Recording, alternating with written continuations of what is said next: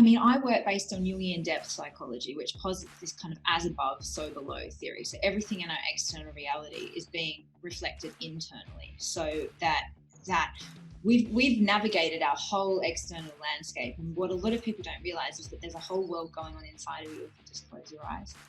And, you know, and that if you can drop in and sense and learn to navigate that world, that will facilitate power in this world.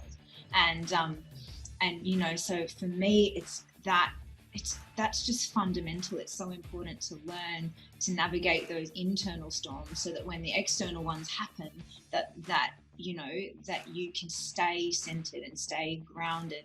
And you know, people might think that this sounds really, really out there and abstract, but really it's the most concrete thing right now that we have, you know, because everything around us is changing and we are going through a massive grief. So what is that grief?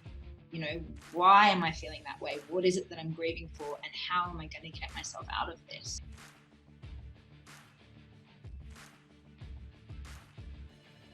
And it's like, at what point do you decide you want to be sovereign versus, you know, and I think in this current climate, it's really forced us to kind of look at that and go, actually, I want to be sovereign over my own little patch, because even, you know, like otherwise you're completely at the mercy of the government or the company that you work for. Well, I mean, and I've been that way before, and so have you, I'm sure. Like, I've had 3 redundancies in my life, and eventually, sooner or later, you're not going to be kept at a company because like they're not going to need you anymore, or something happens, and it's a fool's game, in my opinion, to work for someone forever and think that's going to last. So, you know, I've seen it in my life, but I've also seen it with, like, you know, my dad when he was working, my uncle who's now 70, my other uncle who's like in his late 60s, and like, you know, a lot of them still work, and it's just because they feel like they have to. But that promise of pension and, like, you know, amazing life when you retire, not necessarily. Funny, because I've always had this vision for myself that I was going to be like a crazy old woman that like helps people, you know, like I've just kind of, you know, like just like I don't know, like crazy old cat lady that lives in her house, and like medicine woman or something like that. Well, but you're not. Now you're like your crazy young dog lady, which is totally more glamorous. It's so much more sexy. But I feel like we're already in the podcast now. I was going to do an intro and everything. Like, I'll do one at the top and cut it into the top, but we've done some. Just edit it in. Yeah, like we've spoke. Yeah, this is a pretty laid back sort of thing. It's not super pristine, so I think this works for the vibe anyway. So we've said some interesting stuff. I will, I guess, preface for anyone catching up now. Lauran Ware, an emotional and mental wellness therapist who has probably some amazing insights for us all around this crazy time that we're going through. So, you know, we've been talking about work there, and that being a big thing that's shifted, not just for us, but everybody. How do you think people are being triggered by this? You know, what's your kind of take on it from sort of a more professional standpoint as to where those triggers are maybe coming from?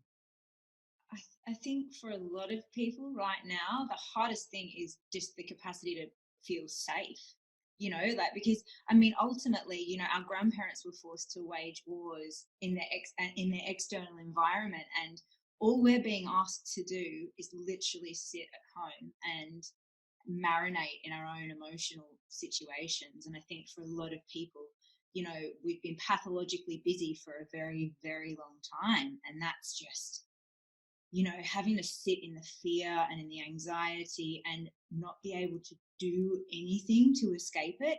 I think that's the next frontier for us, you know, that we need to be kind of explorers or pioneers of our own emotional environments, because we've already explored a lot of our physical environment, and we've done a lot of things around that. So I think that's where, you know, the mental health side of this whole pandemic is really going to come into things, which I'm actually not, and I don't know if this is appropriate necessarily to say, but I'm not that concerned about. I actually think it'll be a good thing to come out of all of this, is the fact that people will be more resilient, and it will teach us, you know, there's there's a stress response theory, and it's called the optimal window of tolerance. And basically, with between 2 points, you kind of go into, it's the optimal level of stress that you can have, and anything above that, you go into hyper arousal, which is things like mania and running around and pathological busyness.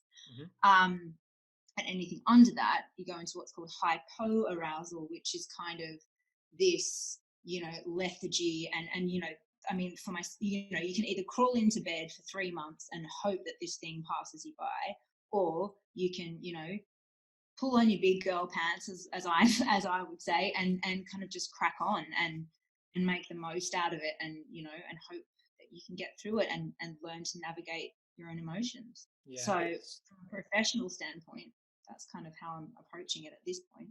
That's really interesting as well, because you spoke about obviously the fear and the uncertainty and all of those things that are coming up now, almost because there's no choice but to face them. But I don't know, in my mind, I look at that and go, well, are they just coming up now out of the blue, or were they always there anyway? And we just had really good devices to kind of distract ourselves from dealing with them. Yeah.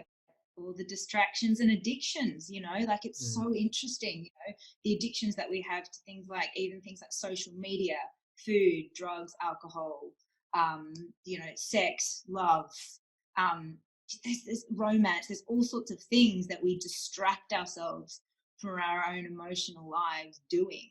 And now we're forced to, rather than constantly have to do, we're forced to be, and the thing I keep coming back to is, as Eckhart Tolle talks about this idea of this kind of this conscious breath, just to bring you back to the moment. And there's been several times in the past, particularly in the past week, that I've just had to remind myself to breathe, because I think that it really just pulls you back into your body and into your physiology and into your direct reality, as opposed to trying to project too far into the future and try and control anything. Because I know, even from a personal standpoint, my life has fundamentally changed, even in the last week, about 6 times. So yeah, and I know that I'm certainly not alone in that. It's interesting. My acting coach from way back when, one of the main things that stood out that he ever said to the whole group, it stuck with me, was, you can either have power or you can have control, but you can't have both, because they're antithetical. And I think that's almost come up a lot now, because to what your point is, like, you can try and control the situation and suffocate it to death, and you could still do that now, but that's not going to be empowering to you in the long run or even in the moment. Or it's almost like this is a new prism to almost show us that trying to control every little thing, like, you can't look, like, this thing is way bigger than any of us. You can't control it, even if you wanted to try to. So then it's almost a new lens of, look, like, Mother Nature and the universe is a lot bigger than any one of us, and we have to try and understand that and find a more empowered way of living than maybe this more archaic way of grasping onto everything for thin air. I don't know how much you resonate with that, but that's always stuck with me. And it's so funny, when, as you were saying that, I was kind of getting this idea. There's a guy named Alan Watts who's an amazing spiritual teacher, and if people haven't heard of him, Google him. He's incredible.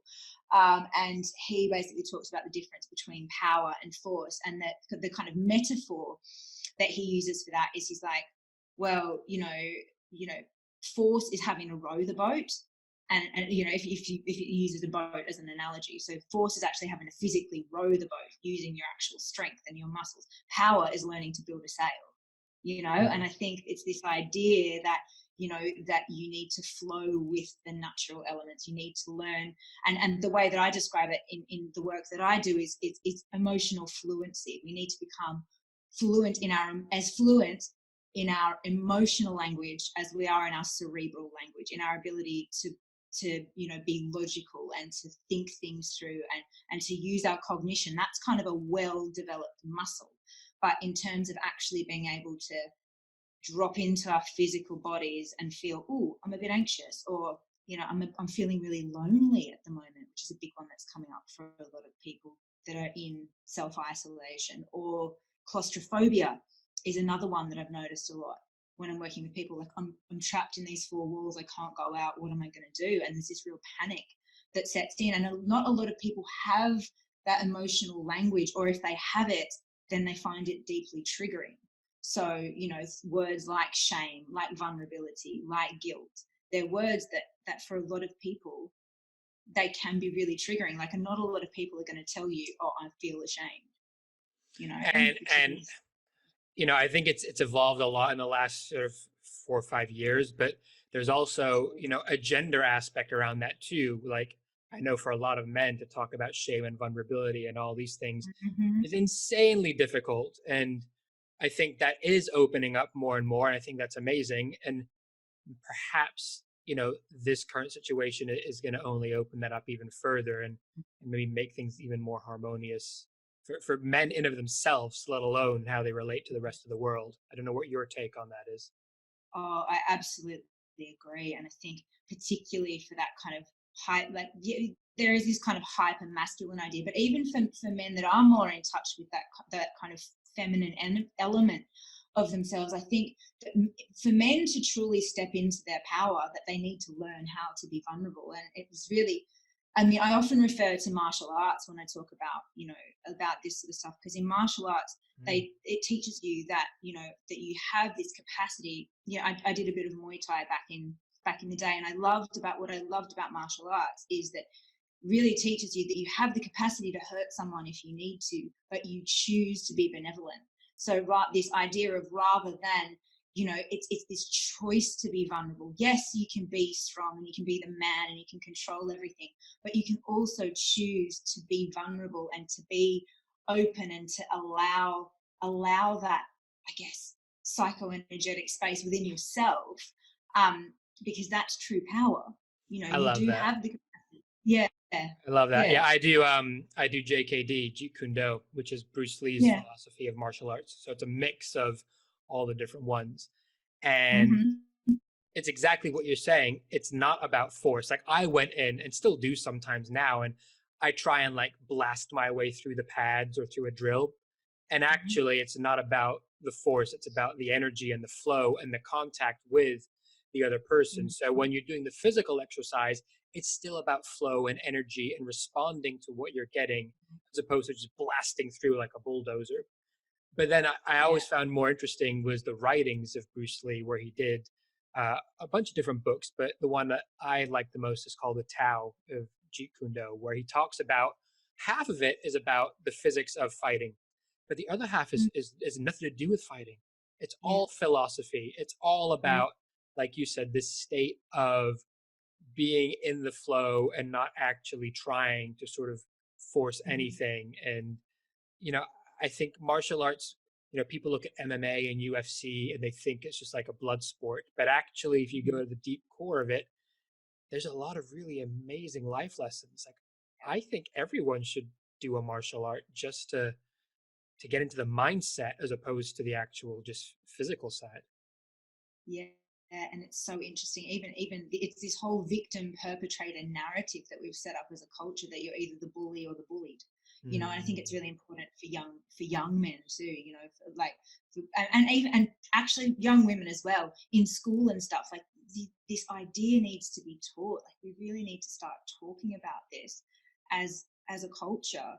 And it's just fascinating to me, this whole idea about, you know, power and force, and trying not to, I guess, yeah, not to have to force life. If you think about, you know, footballers will know it when they hit the ball, and like, it's that sweet spot when you kick the ball, and you know that it's a mixture of force, yes, and doing all the right physiological things, but it's also a flow. And musicians, I mean, in a past life I was a musician, and for me, you know, that music, you know, you can learn to play the piano in a very methodical way, but it's when it's almost like you have to learn how to play a song on the piano and then forget everything you've learned and just play, you know. And I just love that metaphor, and I just think it's just such a beautiful thing to be in that flow state, and really that's where we're trying to get to. And I think, unfortunately, what seems to have happened, even with forms of my profession in psychology, you know, CBT and things like that, we've become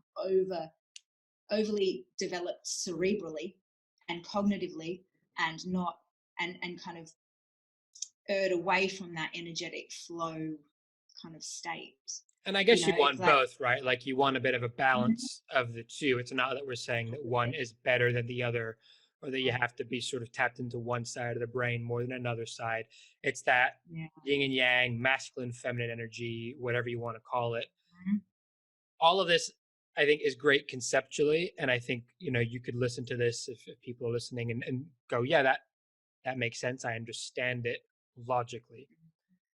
Yeah. But obviously, it's not that quick as sort of flipping a switch and then all of a sudden it's like you're enlightened. I think it's an ongoing life process anyway. But how do you work with people who are coming to you with challenges of ego or whatever it might be, which we all have, and help them? I suppose it's like rewire those stories to have more empowering stories, right? Like what's some really good tips and takeaways that people might be able to apply that are actually practical things for their own lives? I think a big part of it is learning to kind of feel people, to allow people to get them to feel safe in their bodies. I think a lot of people are very busy kind of running away from how they're actually feeling. I definitely advocate for things like yoga and meditation and those sorts of things to actually allow you to get in touch with your physical body. But I actually use a process called convergence, which actually allows you to kind of explore your internal psycho-emotional language without being so heavily reliant on the cerebral. So what I try and do is I try and bring people back from this constant need to overthink and to kind of look at physiological cues. There's also some other really great forms of therapy out there. There's one called EMDR, so eye movement desensitization and reprogramming, which is like the old school hypnotherapy with the eye movements. There's another form of therapy called somatic experiencing, and I know there's some amazing practitioners out there that practice that. I do emotional and mental wellness therapy. So for me, I look at people holistically. So often I'll say, the most important things is to get the fundamental physiological things right. So things like regular food, regular sleep, and regular exercise. For a lot of people that have experienced complex trauma, those three things are usually off. And particularly with the sleep bit, sometimes there's a bit of kind of internal reprogramming that needs to be done through this process of convergence that I was talking about earlier. And then, particularly things like good nutrition, people just forget, if they're not eating the right things, if there's an inflammatory response going on in their body. Stress is inflammatory as it is, but you can also aid that with good diet and exercise and nutrition as well. And so the way I work is very holistic. It looks at people kind of in a very, I guess, their whole lives and that everything that's going on for them. But for a lot of people, I've seen significant improvements just when they've improved, get the food, sleep, and exercise, down, or at least to some extent. So that for me is one, really easy thing that people can do straight away or start looking at today. Yeah.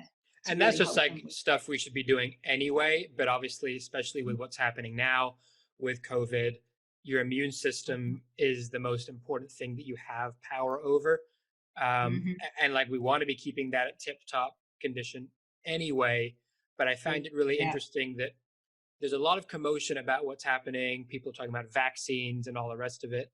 No one's really talking vocally enough around how can you boost your immune system, because if you do get this thing, that's really your best shot.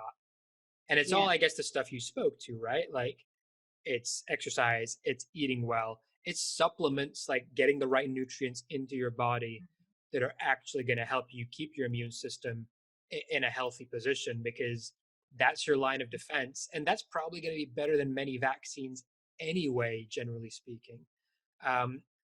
I don't know, maybe I'm cynical. I just find it very interesting that that's not being mainstream discussed as much yet. And I mean, the fact is that we all need to get this thing probably to an extent to develop the antibodies required to protect the rest of the population from it. So if you do get it, it's like protecting yourself. Actually, I'm a bit of a hippie. I'm a bit I don't know, a bit witchy sometimes. And I've got a few things. Give me 1 sec. I'm going to come back and show you. All right. I didn't know we invited witches onto the show, but I think Lauren's cool, so we'll let it slide. I'm gonna take it as though it's more like Bewitched style witch. One more. Yeah.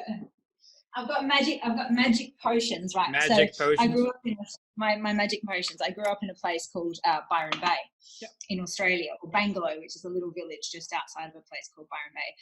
And my mother was told she couldn't have kids, and she had two.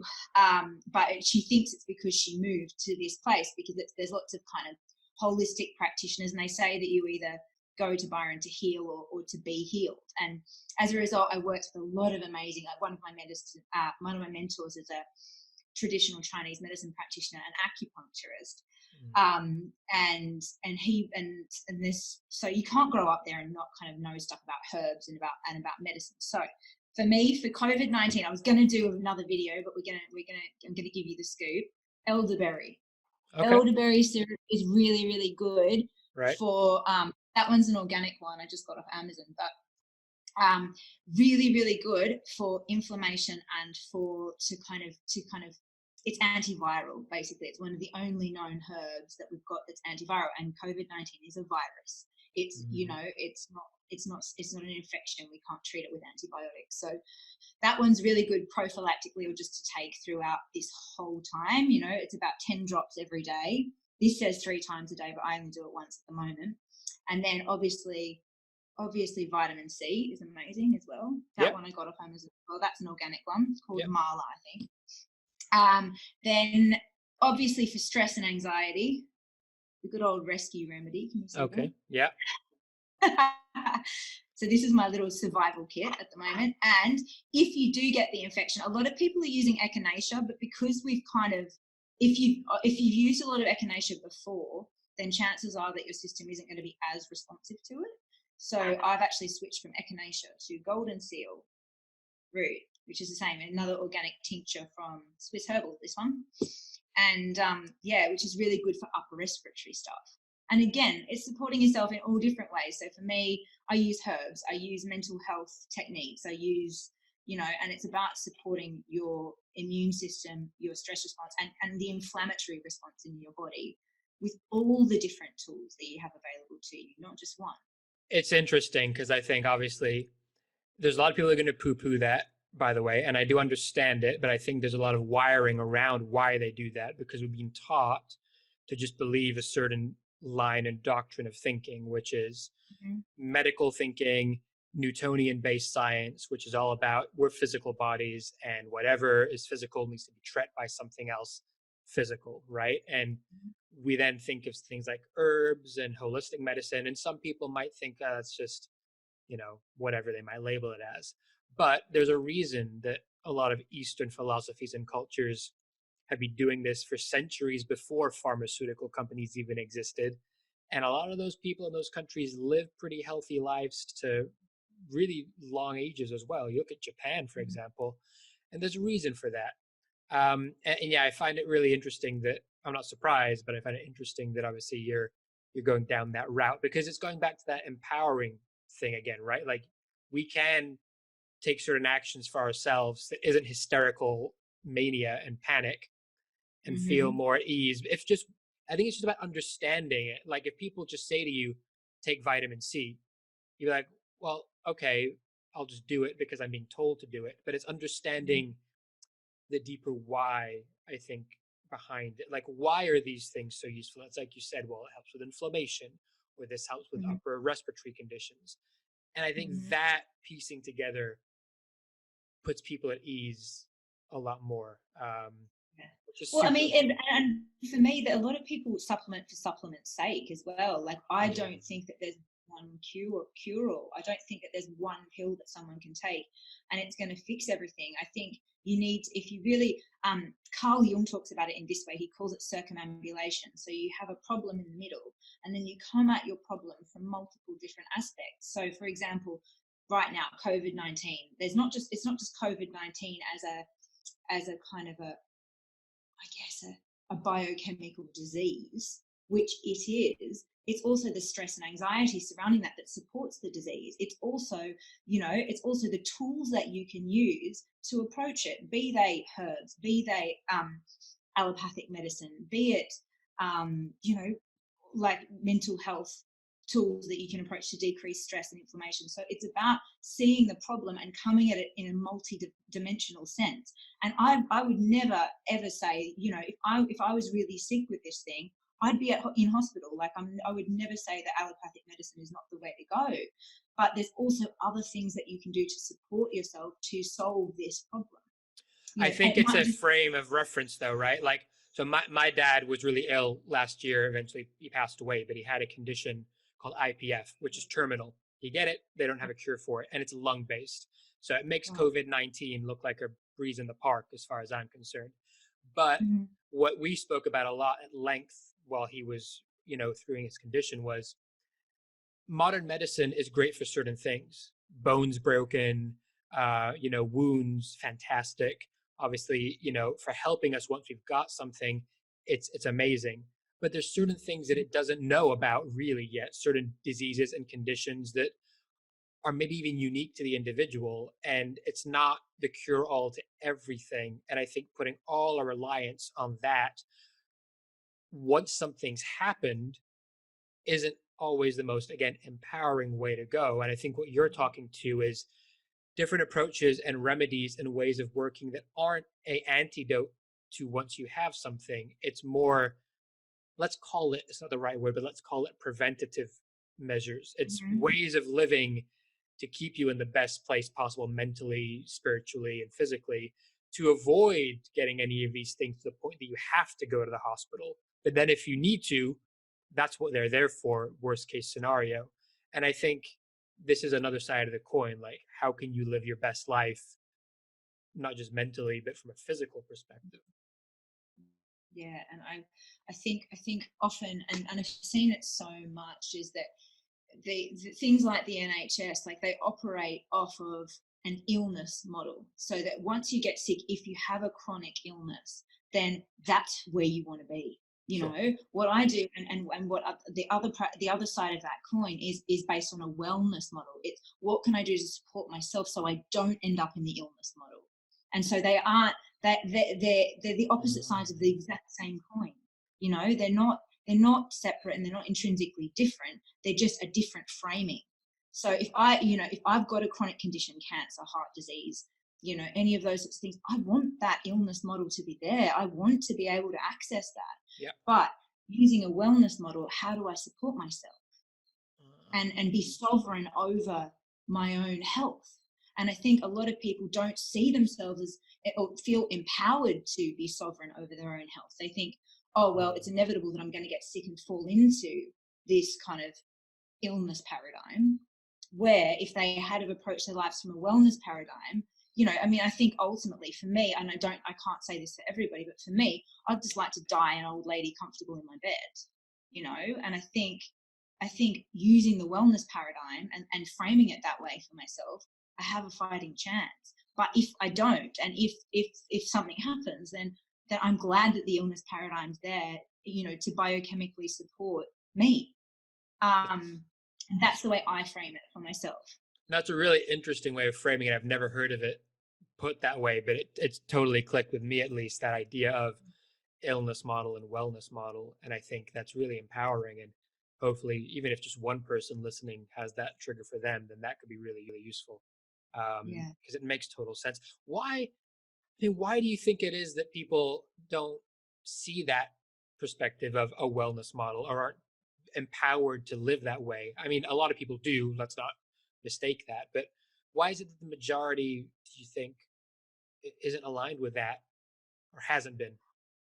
I I think it just comes down to framing. I think it just gives it some time, the time for that message to be out there in the kind of general populace. I don't think that it's, you know, I mean, 100 years ago, or just over 100 years ago, women couldn't have their own bank accounts.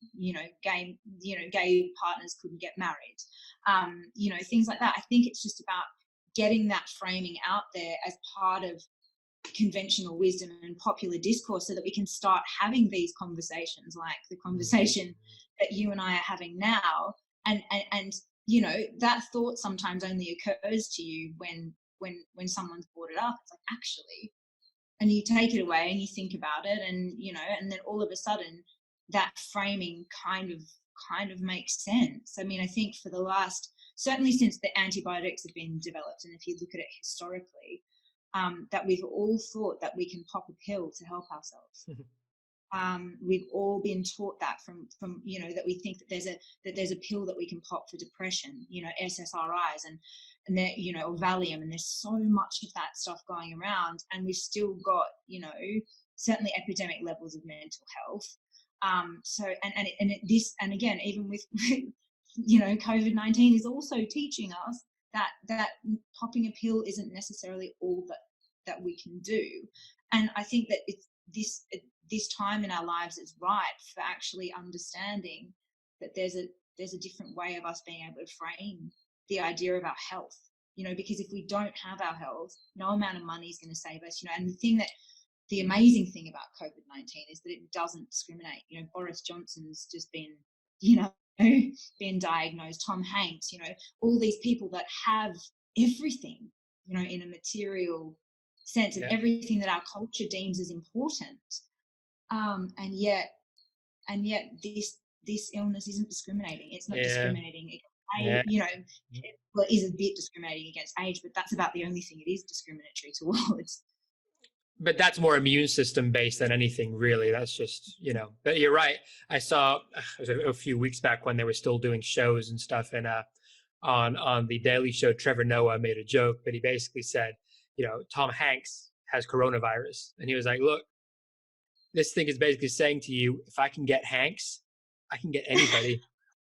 And you're like, oh shit, that's true. Like, if you can get Tom Hanks, we all better watch out. I mean, this guy, who, think of the movies, he was in Schindler's List, Castaway, like he survived all kinds of things as his characters. And I thought that was funny, but a really great way through entertainment to also say, we're all mortal. We're all the same at the end of the day, biologically. And this thing isn't gonna, as you say, discriminate against any one of us. And I think, again, maybe that's where some of the fear is coming in for people, that idea of faced with this notion of mortality. And I don't want to make that a leading question, but I think I have anyway. And it is sort of going into that idea of the fear that people are feeling and the uncertainty, and like, what do you think really is the underlying cause and trigger of that? Is there a way that you can frame this maybe that might help someone listening understand why they're getting triggered? Because people know they're being triggered, but sometimes people can't understand what that is, so they beat themselves up because they think there's something wrong with them. And I think this is again showing that we're all having these feelings, but what's causing that? What is it? Yeah, and I think that there's this real kind of propensity for us to kind of diminish our emotions as well, because there's so many of us going through it. It's like, oh, I feel really lonely. Oh, but so does Joe down the road. And oh, but there's this old grandma down the street. And for a lot of people, this is bringing up a very deep sense of existential anxiety. It's making us realize that we aren't mortal. And to the point about Tom Hanks as well, it's this idea of worshipping false idols, it's like that's a big idea. It's a kind of a biblical idea that we worship having money, and we worship having power, and we worship, having celebrity in our culture. Yet none of those things mean anything if you're going to die of coronavirus, or if your health is jeopardized, and it doesn't change the fact that we are all mortal, and so I think this is where this whole idea of getting okay with your own emotional kind of situation, or marinating in your own emotional storms, is just going to be fundamental. Because I think, again, like our grandparents waged wars on territories and things, and then our parents kind of had this kind of sexual liberation kind of going on with free love and all this sort of thing. And I think for us, it's about emotional freedom. And there's some really interesting, and I think our culture is really going that way. And it's something that I'm super passionate about.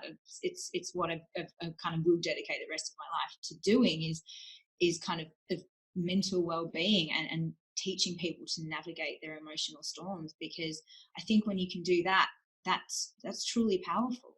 that the you know, goal I should be mean, happiness, right? Like we should all be striving to be happy, not to just have zeros in our bank accounts. Like as well, yeah, maybe in past eras it was harder to potentially make a living by not working for someone else. But you look at now the power of the internet.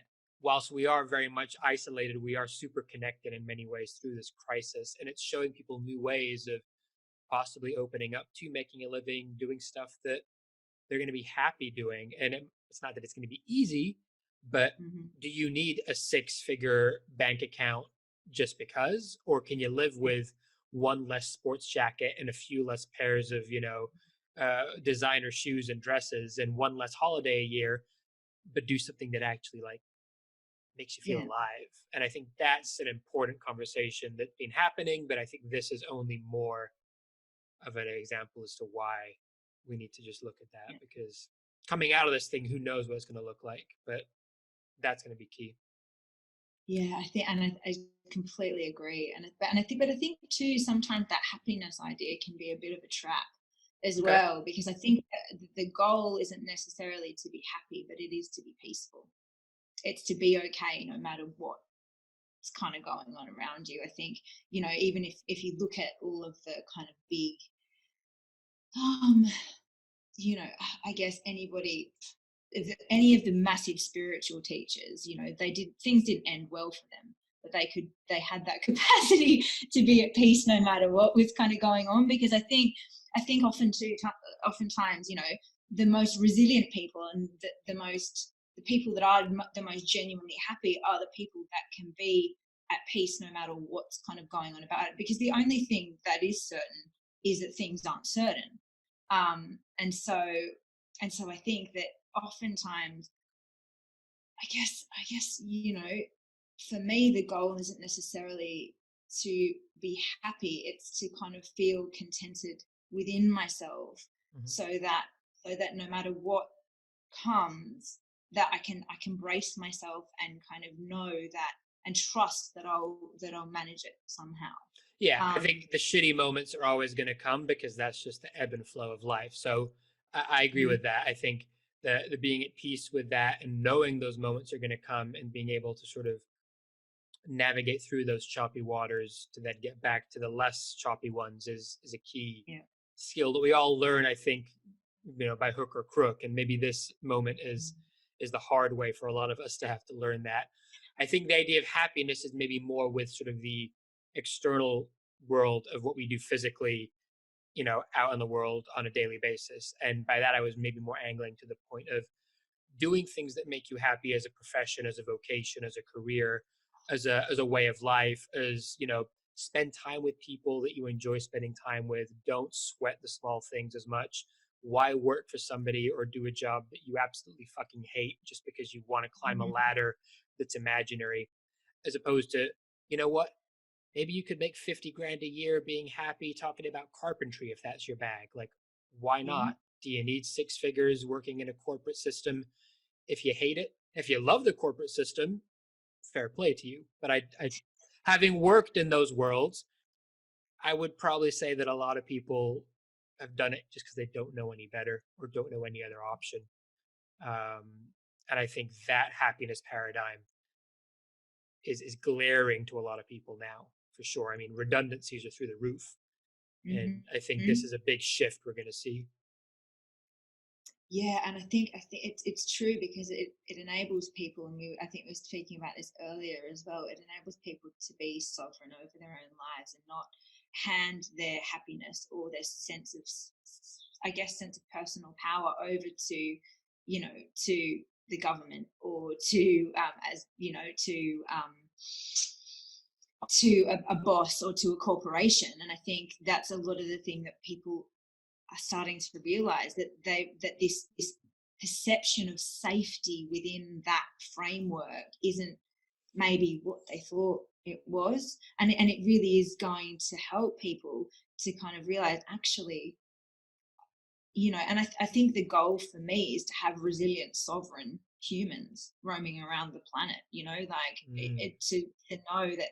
And I think that comes down to having that deep sense of trust in yourself, that no matter what's going on around you, that you can trust yourself figure it out and to find a way. But I couldn't agree more that if there are a lot of people that are kind of, I don't know, it's almost like they're happy doing that idea. It's an idea of an ideal life that you're playing. It's like you're playing Pleasantville, like where you've got the wicket fence and the 2 point whatever kids were allowed, and you've got the marriage and the 2 cars, and you've climbed the corporate ladder. But then you get to 65 and you're like, oh, I've not done all the stuff I wanted to do, and now I've retired.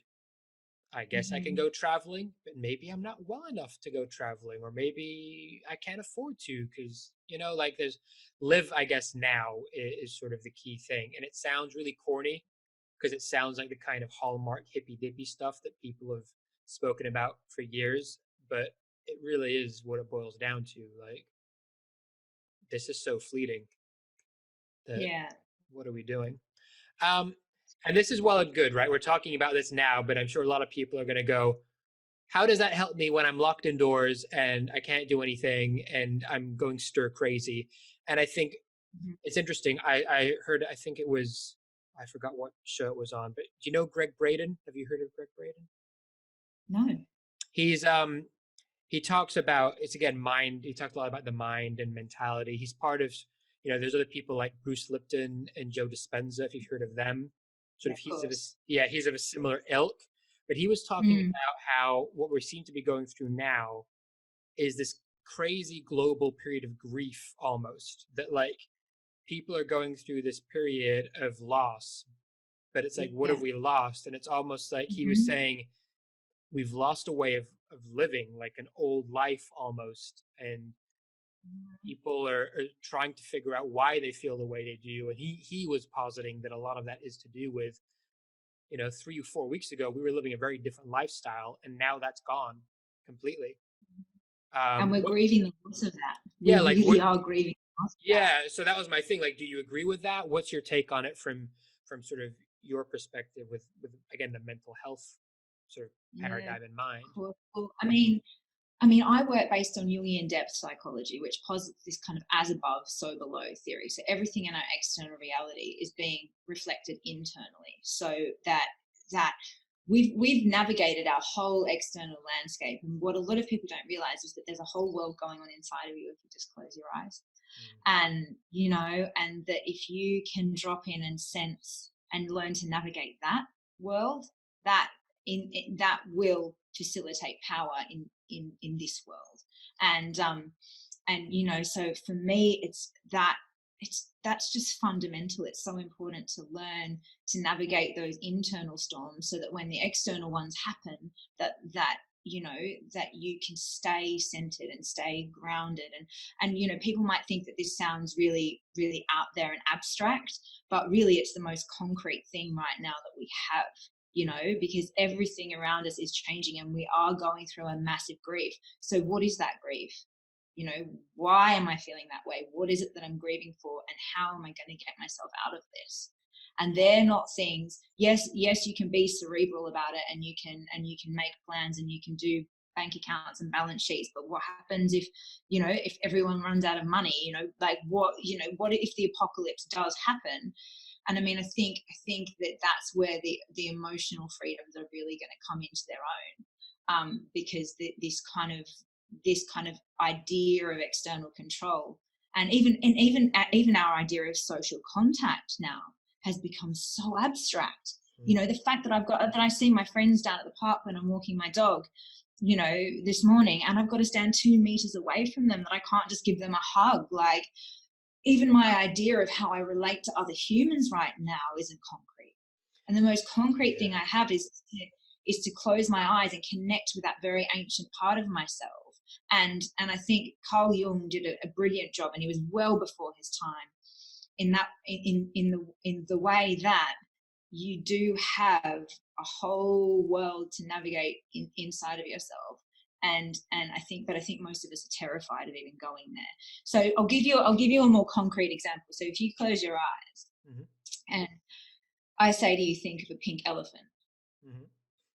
you got a pink elephant? I've done this game, but let's do it. Okay, I do. Yeah, right. Yeah, well, you would because of how we met, but yeah, but so yeah, if you visualize a pink elephant, and then if you got a pink elephant, I do. yeah, so that's kind of for everyone playing along at home. That's your internal landscape, or it's the foundations of it. So then, if you keep your eyes closed and you picture the safest place that you can possibly be. Have you got it? I do. Yeah. And then you can feel the comfort and the safety that you feel in that place. And that is you beginning to form a foundation for navigating your emotional landscape. You can open your eyes when you're ready. Just gonna do this the whole time. It's a lot more comfy. Not that I'm not enjoying talking to you and feeling comfortable through the prison no of Zoom. coronavirus in here. Yeah, right. A lot of that is tapping into, I guess, knowing that your emotions aren't you, but that you actually can cultivate an emotional state within yourself that's more empowering as well, right? Yeah. Because a lot of people think that they are their emotions, and then they beat themselves up for feeling whatever they're feeling, as opposed to maybe going, my emotions are just telling me something about my current state and whatever is happening in my life, and allowing you to process that, whether it's to readjust to a different emotion or to bask in whatever that current emotion is, because it feels whatever it feels like. And I guess you said we've shut off from that real well with drugs and alcohol and partying and pathological, what was it that you said? I love the term at the beginning, pathological busyness, was it? There you go. Yeah, pathological busyness, which I think is such an amazing term because it's so true. But yeah, like we all have that well inside, and this to me is the closest thing to sort of a silent retreat that any of us could have en masse. Like, which is brilliant, which is why this is why right now I'm so excited about Come Healing and all of the stuff that I'm doing with that, because it's really allowing people, okay, yes, everything's chaotic, but you can feel safe in your body. You can drop into that place, to that place that you just went to, the place that I go inside of myself. And from that place, like I use a process called convergence, and this morning, basically when I did one, is the message that I got from it is nothing from a place of fear. That so for today, that's been my little mantra, and everything that I do is just is nothing from a place of fear. And so a lot of this, we're talking about concepts, meditation, yoga, things of that nature. Obviously, I guess journaling, is that something that you advocate for people, or is it just whatever works for the individual, right? It's and as I said, it's circumambulation. It's that idea that we come at it from multiple different vantage points, be it through convergence, through dropping in and knowing that there's a safe space that I can go to in my body, which is a meditative technique, absolutely. Be it through good nutrition, be it through talk therapy, be it through martial arts or dance or yoga or music or listening to music, turning up the like I do oftentimes, turning up my Spotify and dancing around the house like a crazy, because it feels good, and I think we need to become more attuned to how we feel and less attuned to what we're thinking. And I think that's it's about finding that balance, it's about and it's about knowing that there's a safe space that you can go within your body to explore your emotions and to know that you aren't your emotions as well, as you very accurately said. Like it's almost like, okay, this anxiety is coming up, but I'm not the anxiety. And the way that I would work with the convergence around that is that you would go to your safe space and you would be able to experience that anxiety, but from a place of safety, not from a place of hyper arousal, for want of a less like term. Does that make sense? It makes sense to me. Yeah, I think it's detaching yourself, right, and seeing it from a different prism, and then being able to just acknowledge the emotion for what it is and sort of shift. I mean, I've always believed, it's like a weird analogy I had from an acting perspective, which is we all have all these different emotions. Like all of them live within us and sort of outside of us, and we can experience them all. And Mhm. it's almost like I've always imagined, like when you think of in a record studio as a musician, you'll get this. There's different dials for different sound adjustments and levels. We can Yeah. level up and level down different emotions all the time. It's just that I think we have a really good preset default factory setting for each of us. And occasionally something will trigger us, and all of a sudden, like our bass will go skyrocketing to the max. Yeah. Um, and I guess it's understanding that you do have all those emotions in you: anger, fear, joy, happiness, like all of them pretty much Mhm. happening, I think, all at the same time. But it's just that we have a certain level that brings us to the state that we're naturally in. And then if a Mhm. new one comes up, we think like it's this weird anomaly, but it's always been there. It's Mhm. just how we can, I guess, balance those levels or understand that we can change the dials ourselves a little bit too. Um, and, Yeah. from an acting perspective, that's great because I've used that to try and be able to manipulate those things for telling a Mhm. story. But I think in Yeah. everyday life, it's been even more empowering because then you just go, oh, well, if I could do this for a character, then why can't I do it if me is me? I'm feeling whatever I'm feeling. Um, and that's yeah, I found that a very I love that. And it's this idea of dialing up and dialing down the different emotions. And actually, Pete Walker, who's an amazing therapist, that he actually uses another art analogy. Is like that our emotions are like a canvas of different paints of different colors. And it's like some people only ever let you see, and this is back to that happiness idea as well, some people only ever let you see the positive bright colors on their palette.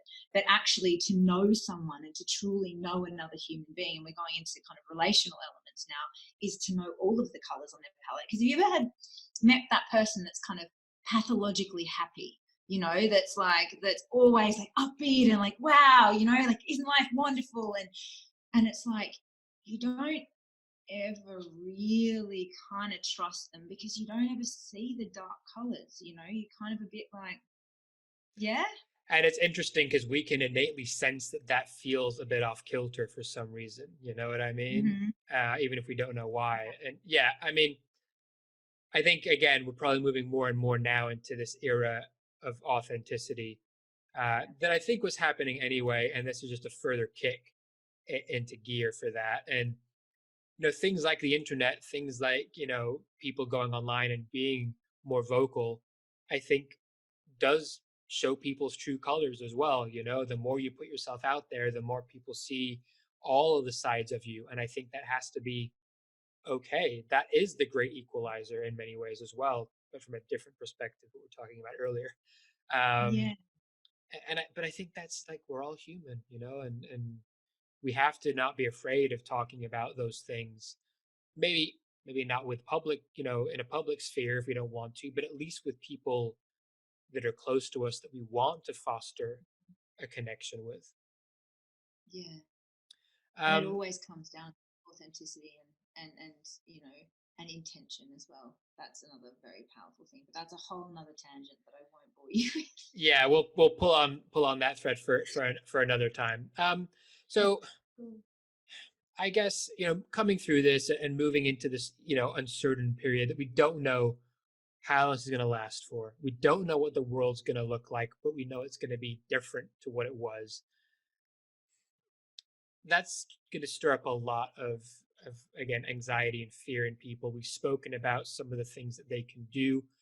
Um, are there any other tips or bits of advice you could give? Would you say things like a routine would be important now, especially when we have time on our hands? Like, how can we wrap this up in a way, Lauran, that's going to be, a nice bow tie on it for people? Not a Yeah. magic bullet for anyone watching, but just I think yeah, it's as I said earlier, it's always for me down initially from the very start is to get the basics right. Make sure that you're eating properly, that you're exercising regularly, and that you're getting good sleep and rest, and looking after your body at this point. But I also think it's about learning to sit in your emotions. And if there's any takeaway that anybody for me is going to get from this, it's to learn to be okay with not being okay. mm, and however you go about doing that, if that's, you know, if that's developing an emotional language for yourself. You know, I myself I'm working with a lot of clients at the moment and trying my best to make sure that that financially they're not put in in harm's way. And I know a lot of therapists are the same, because we want to help right now, and we really do want to teach people, because there are a lot of people where at the moment all you have to do is sit with yourself in a room, or sit with your loved ones and navigate those relationships as well. So there's a lot of this stuff, because when we can't actually do anything, and we panic because we're like, oh my God, I can't do anything to fix this. And so I definitely think reaching out in whatever way you can for external help, and using the tools like meditation, and really learning to kind of go within, rather than having to, or you will eventually go without. And I think that's that for me is always the big message around what I do, and why I feel like that's important. I think radical honesty is also important for people, you know, that if, and learning how to communicate. And these are all tools that when we can run around and run away constantly, we haven't developed. So sorry, there isn't a silver bullet, but that's my answer. Now we're being forced, I guess, to you don't have a choice anymore. you either hibernate for 3 months and just come out at the end of it, you know, or you deal with this and just go with the ups and downs. Very true. Yeah, and if anyone can sleep for 3 months solid, good luck. Unless you're Walt Disney and cryogenically freeze yourself or something, and then I don't really think it's worth trying to even explore. You could probably just associate into Netflix, or, you know, like. Well, there is a lot of that happening. I think Netflix and video games is people's current way of trying to numb all of this, but that's going to get boring in. Yeah.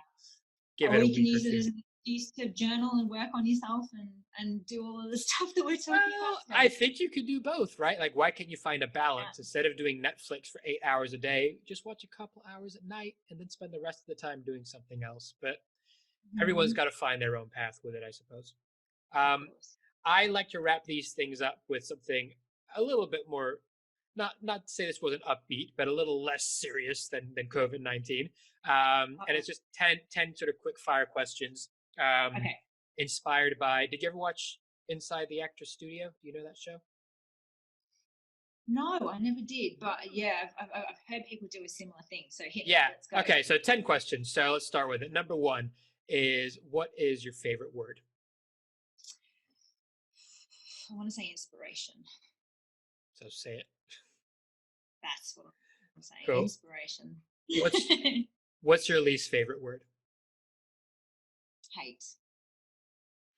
What turns you on in an intellectual, emotional, spiritual kind of sense? Carl Jung. Okay. What turns you off? Everyone else that's not Carl Jung. No, narrow-mindedness. People that aren't open to new ideas. What is your favorite swear word? Fuck. It's such a good one. Everyone says it. It really is. Yeah, it's just so adaptive. Like, you can just, it's so relevant. Prick's also quite good. Being Australian, I quite like the word prick. But is that really a swear word? I don't know. Bloody's not a swear word in Australia either. Fuck is more multi-purpose, and I think that's always a good thing to have in your tool belt. What's your favorite noise or sound? I'm going to go with the universal just because I'm a hippie. Oh. But you're on brand. I like it. It's on brand. Yeah. What's your least favorite noise or sound? Nails down a chalkboard. Yeah, it is pretty bad. Keep finding. If you could try any other profession other than your own, or the ones you've maybe done in the past, what would that be? Firefighter.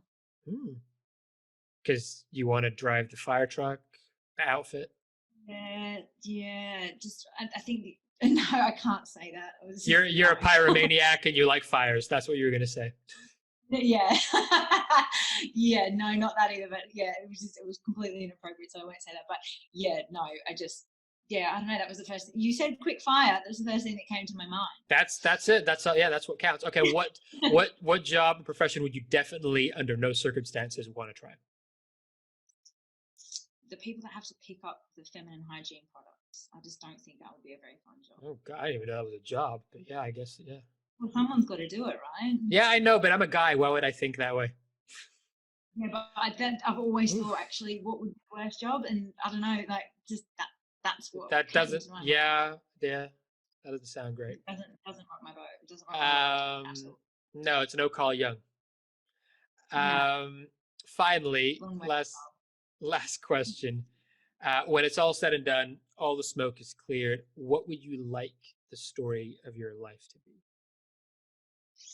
I think we touched on it earlier. Just kind of, I love the idea of being a medicine woman, of being able to kind of know that I've given people tools or helped people to see themselves differently. Yeah, Love I that. think that would. Awesome. Well, listen, final sort of few moments, I guess, over to you, your chance to kind of tell people where they can find you, where they can connect with you, and then to shout about anything you've got going on, anything you want to promote and plug. The floor is yours. Go for it. Oh, brilliant. I love this. I love nothing like a bit of shameless self-promotion. Comehealing.co.uk is my website, and it's got all of the products and things that I'm up to on there. It is a wildly changing world at this point in time. You know, I've done everything from working with corporates and companies around, you know, emotional resilience and well-being, emotional intelligence, to working with individuals that just want to understand themselves a little bit better. I'm also developing an online program at the moment, so yeah, just stay tuned for all of that. And yeah, and I'll look forward to seeing everybody there. Awesome. Awesome. Well, thank you so much for joining me. It's been a really great chat. I think super insightful. I think a lot of really great takeaways for people to apply, not just through what we're going through now, but just generally in life moving forward. And yeah, definitely, guys, I strongly suggest you connect with Lauran online, work with her, pick her brains. I think this idea of wellness and well-being and mental health isn't just for when you're going through a bad patch. It's not like a taboo thing. It doesn't mean something is wrong with you. I think it's something we should all be deploying and using no matter what, because it's part of our general psyche as human beings, not just if you're broken, which is a fallacy. So find her, check out her work. And Lauran, thank you so much. It's been awesome. Thank you for joining me. Thank you. My pleasure.